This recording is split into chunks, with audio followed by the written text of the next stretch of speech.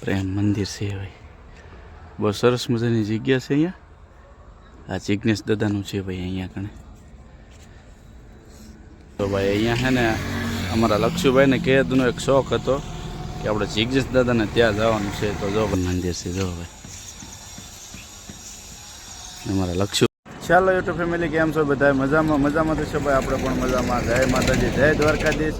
તો ફરીથી એક નવા વિડીયોમાં તમારું સ્વાગત છે. અને ભાઈ ઝાઝા ટાઈમ પછી બ્લોગ બનાવ્યો છે કેમ કે અમારે લક્ષુભાઈને આજે સ્કૂલ ખુલ્લી ગઈ છે અને ઘરેથી તો નીકળી ગયા છીએ, પણ અત્યારે છે ને ભાઈ ગઢડા ભોગી ગયા અને ગઢડા વિડીયો ચાલુ કર્યો. તો લક્ષુભાઈને તો ભાઈ મૂકવા જાય છે અને લઈ લીધો છે ભાઈ ભાગ ઘણો બધો. નાસ્તો લઈ લીધો છે, ઠેલા બિસ્ટર પોટલા કમ્પ્લીટ કરી નાખ્યા છે અને જવાનું છે ત્યારે ધારી. અને નિશાળ ખુલ્લી ગઈ છે, હવે જોઈને જઈને પછી છોકરાઓ કેટલાક આવ્યા છે કે કેટલાની કાંઈ ખબર નહીં, પણ આપણે જવાનું છે ભાઈ ધારી. અને અત્યારે હાલતા થઈ ગયા છીએ, પેટ્રોલ નખાવીને કમ્પ્લેટ. તો કન્ટિન્યુ બન્યા રહીજો. તો ફાઇનલી મિત્રો છે ને અત્યારે આપણે પહોંચી ગયા છીએ ધારી રોડે. અને ગરડાથી નીકળી ગયા પછી કાંઈ રૂટ કર્યો નથી, પણ એક રૂટ અત્યારે કર્યો છે જે જિગ્નેશ દાદાનો તથા તુસ્ત વિદ્યાપીઠ છે અહીંયા કણે. તો ત્યાં કણે આપણે એક રૂટ કર્યો છે. જો ભાઈ અહીંયા છે ને અમારા લક્ષુભાઈને કેદનો એક શોખ હતો કે આપણે જિગ્નેશ દાદાને ત્યાં જવાનું છે. તો જો ભાઈ રાધે રાધેમાં પહોંચી ગયા છીએ. અમારા લક્ષુભાઈ જવાનું છે ને અંદર કે દુનો કહેતો કા. તો ભાઈ અમારે અંદર જવાનું છે અને દર્શન કરવાના છે, તો તમે કન્ટિન્યુ બન્યા રહીજો. તો ફાઇનલી મિત્રો છે ને આપણે અંદર પ્રવેશ થઈ ગયા છીએ. અને અહીંયા છે ને એક પ્રેમ મંદિર છે અને આપણે ઘણીવાર વિડીયોમાં જોયેલું છે, તો એના કારણથી આપણે અહીંયા આવી ગયેલા છીએ. છે ને અહીંયા પ્રેમ મંદિર છે ભાઈ જો. તો ચાલો કન્ટિન્યુ બન્યા રહીજો. અમારા લક્ષુભાઈ જો આયલા છે, જવું છે ને પ્રેમ મંદિર. તો પ્રેમ મંદિર જવાનું છે, તો કન્ટિન્યુ બન્યા રહીજો. ફાઇનલી મિત્રો છે ને આપણે પ્રેમ મંદિર પહોંચી ગયા છે અને આ છે ને પ્રેમ મંદિર છે જો ભાઈ. અમારા લક્ષુભાઈ આયલા જાય છે, અંદર જવાનું છે ભાઈ, એવું છે. તો બન્યા રહેજો. અંદરનું જો અવલા હોય છે તો બતાવીશું, તો કન્ટિન્યુ બની રહેજો. તો ભાઈ આવી ગયા મંદિરની અંદર ને હે ને અંદર શ્લોક ચાલુ છે, બધા છોકરાઓ હોય તેને. તો આ હે ને મંદિરની સાઈડ છે. દર્શન કર્યા? રાધે રાધે. તો ભાઈ અહીંયા છે ને દર્શન થાય તમારે રાધે રાધે જો. તો ભાઈ અમે તો આવી ગયા, દર્શન કર્યા ભાઈ, રાધે રાધે. બહુ મસ્ત મજાનું મંદિર છે. અને આ જગ્યાએ કોણ કોણ આવેલું છે જરાક કમેન્ટ કરી દીજો. જો ભાઈ મસ્ત મજાનું છે અહીંયા, સરસ. તો ચાલો કન્ટિન્યુ બન્યા રહીજો.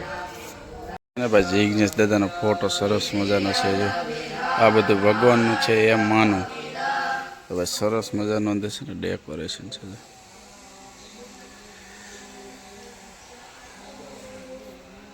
ફાઇનલી મિત્રો છે ને પ્રેમ મંદિરે જઈ આવ્યા અને દર્શન કરી આવ્યા, તમે પણ કરી આવ્યા છે. અને ખાસ કરીને અંદર શ્લોક ચાલુ છે છોકરાઓનો.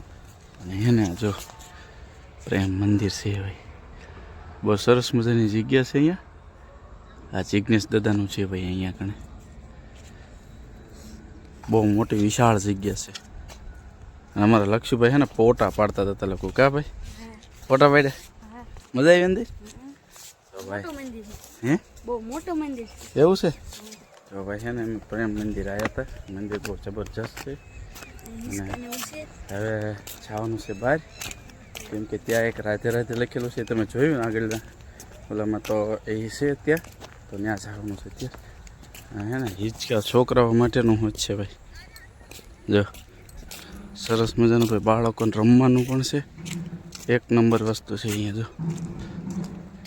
અને આ છે ને દ્વાર છે, મુખ્ય દ્વાર ભાઈ. અહીંયા છે ને બાપુ બેઠા હોય સામી જગ્યાએ, એવું છે.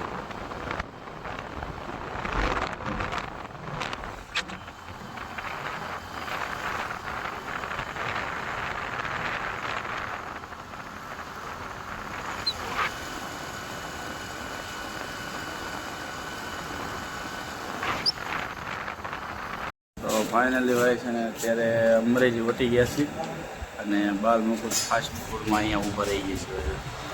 થોડોક નાસ્તો કરવા ભૂખ લાગી ગઈ છે, નાસ્તો કરવા ઊભા રહી ગઈ છે. ખાવું પડશે ભાઈ. વડાપાવ મંગાવ્યા છે તો કાંઈ એટલે બીજું વસ્તુ મળતી નથી નાસ્તો. એટલે અહીંયા છે ને મસ્ત મજાનું બને છે અત્યારે હાલ. પકોડા ખાવા તો ભાઈ આપણે મગાવ્યા હતા ભાઈ વડાપાવ આવી ગયા છે મસ્ત મજાના વડાપાવ. જો ભાઈ નાસ્તો તો ડબલ છે ભાઈ, અલગ અલગ છે ભાઈ, ડબલ છે જો પકોડા ઓલા વડાપાવ ખાવાના છે. વડાપાવ ખાવાના છે ને તો આવી જાવ ભાઈ વડાપાવ કરો. ચાલો હવે નાસ્તો કરી લઈએ, બીજે કે ઊભા નથી રહ્યા. હવે અહીંયાથી નીકળી પછી ક્યાં રૂટ થાય એનું નક્કી નહીં, પણ કન્ટિન્યુ બને રહી જાય. તો ફાઇનલી મિત્રો છે ને અમરેલી વટી અને છલાળા પણ વટી ગયા છીએ અને ગાડી થાકી ગઈ છે ને અમે થાકી ગયા છીએ ભાઈ. પોરો ખાવો પડે એવું છે. જો ભાઈ ગાડી અહીંયા મૂકી દીધી અને આ ભાઈ જો અહીંયા બેસી ગયા. પોરો ખાધો? પોરો ખાવા બેસી ગયા છીએ બે બાપ દીકરો બે. અને હવે ઘડીક બેસીશું કેમ કે ગાડી થાકી ગઈ છે ને ગરમ બહુ થઈ ગઈ છે ભાઈ. ક્યાંય રૂટ કરતા નથી વચમાં એટલે છે ને થાકી ગયા બહુ. તો અત્યારે પોરો ખાવા બેસી ગયા છે. હવે લગભગ 20 કિલોમીટર આગું છે ધારી, તો એકાદો પોરો આપવો પડે એવું છે. અને ઘણા ખરા માણસો પહોંચી ગયા છે ભાઈ, ત્યાંથી ફોન પણ આવી ગયો કે પહોંચી ગયા અમે. તો ચાલો ફેમિલી ફાઇનલી ધારી પહોંચી ગયા હોસ્ટેલે. અને ભાઈ ખૂબ થોડોક તડકો લાગ્યો ને થકાને એવું લાગ્યું ભાઈ, બહુ આઘું એટલે બહુ. ભાઈ પહોંચી ગયા ધારી ઠેર. હોસ્ટેલ આવી ગયો. તો ભાઈ આ છે એનો સામાન, એટલો સામાન છે ભાઈ.